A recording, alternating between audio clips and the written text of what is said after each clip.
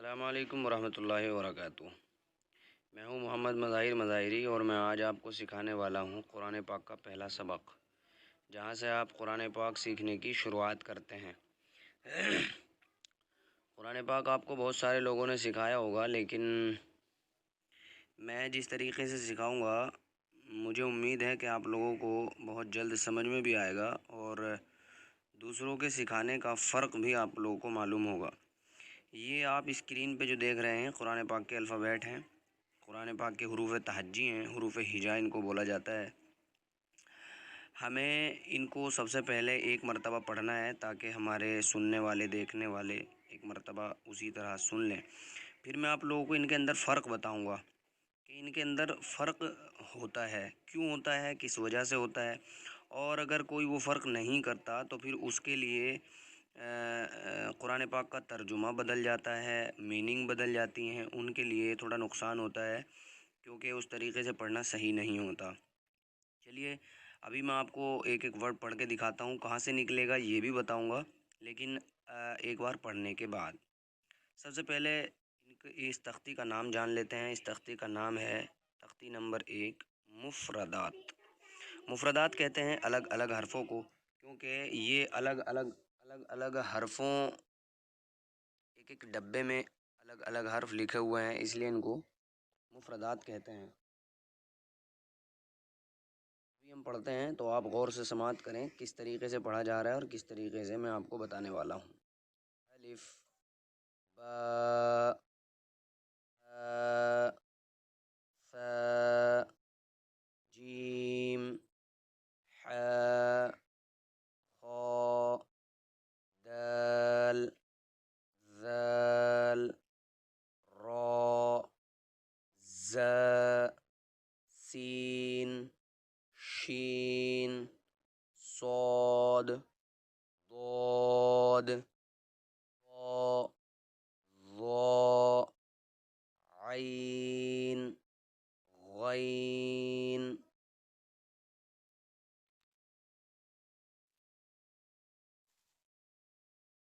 فا،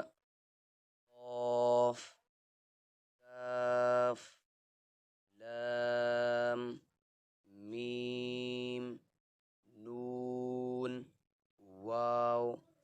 ہا، حمزہ، یا۔ اب آئیے میں آپ کو اس میں فرق بتاتا ہوں جو ہر کوئی نہیں بتاتا، جس کی وجہ سے قرآن پاک کے معنی اور قرآن پاک کا میننگ بدل جاتا ہے۔ دیکھیے قرآن پاک کے اندر 4-5 حرف ایسے لگتے ہیں جیسے ان کی آواز ایک ہے۔ اکثر لوگ وہاں پر غلطی کرتے ہیں اور ان کی آوازوں کو وہ نہیں نکالتے۔ یہ آپ نام دیکھ رہے ہیں، یہ حرفوں کے یہاں پہ نام بتلائے جاتے ہیں۔ ہم سمجھتے ہیں کہ قرآن کے حروفوں کے نام ہم نے جان لیے، بس نام سے ہی آواز نکل جائے گی، نہیں، نام جاننے سے حرفوں کی آواز نہیں نکلتی ہے۔ اب دیکھیے مثال کے طور پر اس کا نام اور اس حرف کا نام الگ الگ ہے، لیکن آوازیں سے زیادہ الگ ہیں۔ اور جب ہم قرآن پاک پڑھتے ہیں تو ہم بہت سارے لوگ ان کی آوازوں کو ایک کر دیتے ہیں، جہاں پر معنی بدلنے کا خطرہ ہے اور جس سے گناہ بھی مل سکتا ہے اور کہیں کہیں نماز بھی ٹوٹ سکتی ہے۔ دیکھیے اس حرف کی جو آواز ہے وہ زبان باہر نکال کے ادا ہوتی ہے۔ تھوڑا سا زبان باہر نکالیں اور اگلے اوپر کے جو دانت ہوتے ہیں زبان وہاں پر لگائیں تو آواز صحیح نکلے گی۔ تھوڑا پریکٹس کریں اور نکال کر کے دیکھیں، زبان باہر نکالیں، اوپر کے دانتوں کی نوک پر زبان کی نوک لگائیں، پھر اس کو پڑھیں۔ یہ نارمل جیسے ہم بولتے ہیں اسی طریقے سے بولا جاتا ہے، تھوڑا سختی کے ساتھ۔ سین، یہ بھی اسی طریقے کا ہے لیکن تھوڑا ڈیفرنٹ ہے، سب کو اس کی آواز کا معلوم ہوتا ہے۔ ایس ایچ لگا کر کے اس کی آواز بنتی ہے شین، شا کر کے اس کی آواز نکلتی ہے۔ پھر یہ اور یہ حروف اور یہ حروف ان میں بہت زیادہ لوگ خیال نہیں کرتے، ان کو الگ کرنا ہے۔ صاد، آواز سختی ہوگی سین کی طرح لیکن تھوڑا موٹا ہوگا، صاد اس کا نام ہے نمبر ایک۔ دوسرا فرق ہمیں کرنا ہے، ایک تو اس میں تا میں اور ایک کرنا ہے اس میں تو میں۔ تا یہ دو نقطے والا ہوتا ہے باریک، نام دونوں کا ایک ہے، یہ بھی تا ہوتا ہے یہ بھی تا ہوتا ہے، فرق اتنا ہے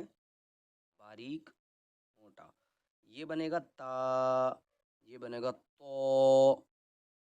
اسی طریقے سے ہم نے اور فرق کرنا ہے، نام الگ الگ ہیں لیکن یہ دیکھیے یہ حرف ہے اور ایک یہ حرف ہے، ان دونوں کی آواز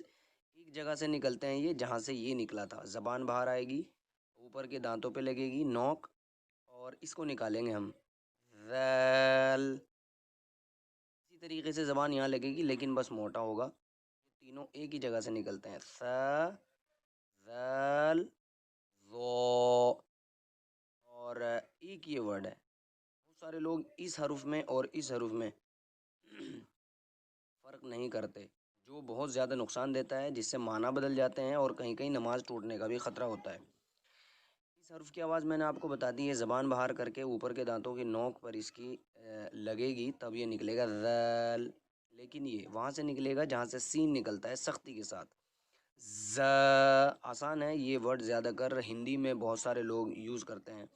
جہاں نہیں یوز کرنا ہوتا وہاں بھی اس کو یوز کر جاتے ہیں، جیم کی طرح، جیسا بولتے ہیں لوگ باغ سبزی کو، سبزی کے اندر زا ہے لیکن یہ والا یوز کر دیتے ہیں سبجی، یہ بہت زیادہ غلط ہے اور اس سے زبان کے اوپر بھی فرق پڑتا ہے۔ اب آئیے آگے چلتے ہیں،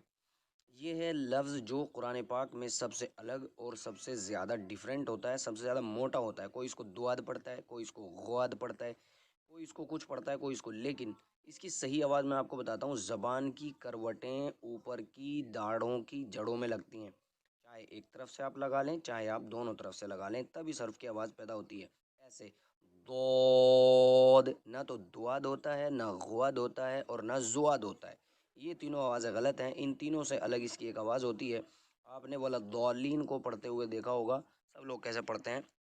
اور بڑے بڑے قاری قراء اور حرم کے امام، مدینے کے امام کیسے پڑھتے ہیں، تو اس کی آواز نکلتی ہے ضاد۔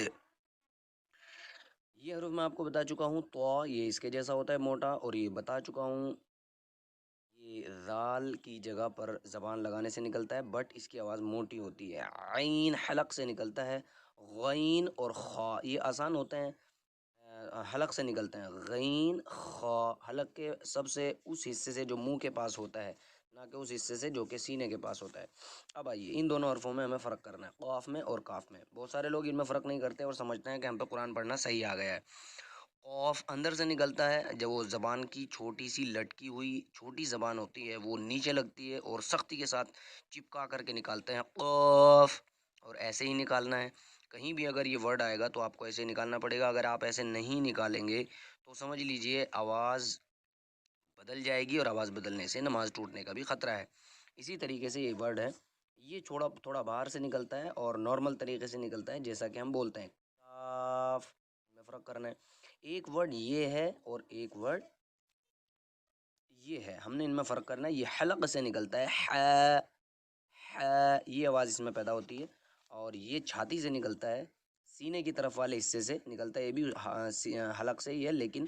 سینے کے پاس سے ہا، جیسے ہم اپنی زبان میں بولتے ہیں، تو یہ فرق ہم نے بہت ضروری ہے جو کرنا ہے، اگر ہم یہ فرق ان حرفوں میں نہیں کریں گے تو سمجھ لیجئے ہمارے قرآن پاک کے اندر غلطی ہے،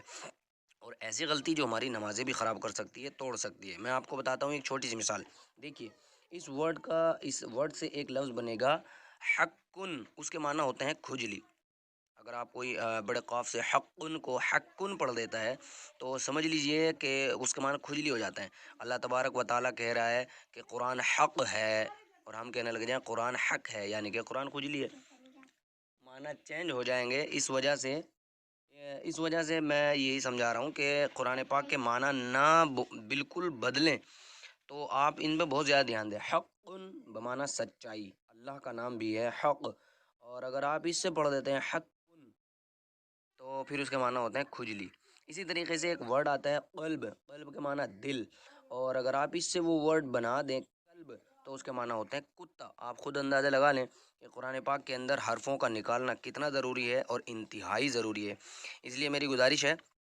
کہ قرآن پاک کو حروف نکال کر کے سیکھیں۔ تو یہ پہلا سبق تھا، اب میں انشاءاللہ ڈیلی یا ایک دو دن کے گیپ لے کر کے آپ کو ایک ایک تختی ایسے ہی سمجھاؤں گا، آپ غور سے اس تختی کو اور اس سبق کو سنیں، اور تھوڑی سی دیر پریکٹس کر لیں، 10-12 منٹ، مجھے امید ہے کہ میں انشاءاللہ ایک مہینے کے اندر آپ کو قرآن پاک پڑھنا سکھا دوں گا۔ تو اس لیے میری گزارش ہے، اگر میرے چینل پر یہ ویڈیو پہنچے تو میرے چینل کو بھی سبسکرائب کریں، اور اپنے دوستوں کو بھی بتائیں کہ اس طریقے سے قرآن ہم سیکھ رہے ہیں اور آپ سیکھ سکتے ہیں. مجھے امید ہے کہ آپ لوگوں کو پسند آیا ہوگا اور آپ حرفوں کو نکالنے کی زیادہ سے زیادہ کوشش کریں. کوئی چیز سمجھ میں نہ آئی ہو تو کمنٹ کر کے آپ مجھ سے پوچھ سکتے ہیں. السلام علیکم.